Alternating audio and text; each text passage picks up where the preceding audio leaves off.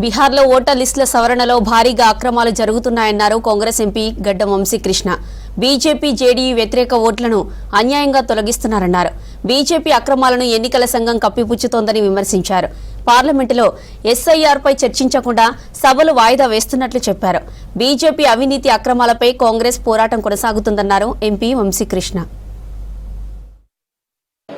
నిన్న పార్లమెంట్లో కూడా ఇదే చెప్పడం జరిగింది. ఈరోజు కూడా ఇదే అంశం మీద మేము పోరాటం చేస్తున్నాము.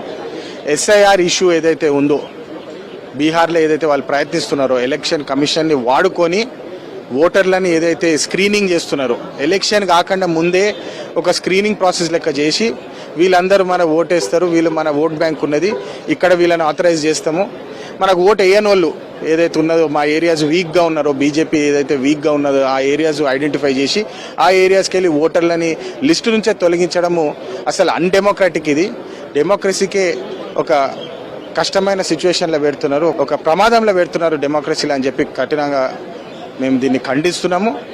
ఈ విషయం పైన, ఈ అంశం పైన ఖచ్చితంగా మేము పోరాడతాము. ప్రజల ఏదైతే ఒపీనియన్స్ ఉన్నాయో, వాళ్ళ హక్కులు ఏదైతే ఉన్నాయో దాన్ని పార్లమెంట్లో వినిపించి కరెక్ట్ డెసిషన్ తీసుకునేలాగా మేము పనిచేస్తామని చెప్పి మరొకసారి ఈరోజు ధర్నాకి దిగాము.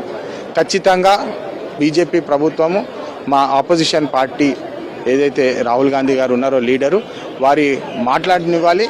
వారు ప్రజల కోసం ఏదైతే పోరాటం చేస్తున్నారో అది పార్లమెంట్లో వినబడేటట్టు మేము చేస్తాము.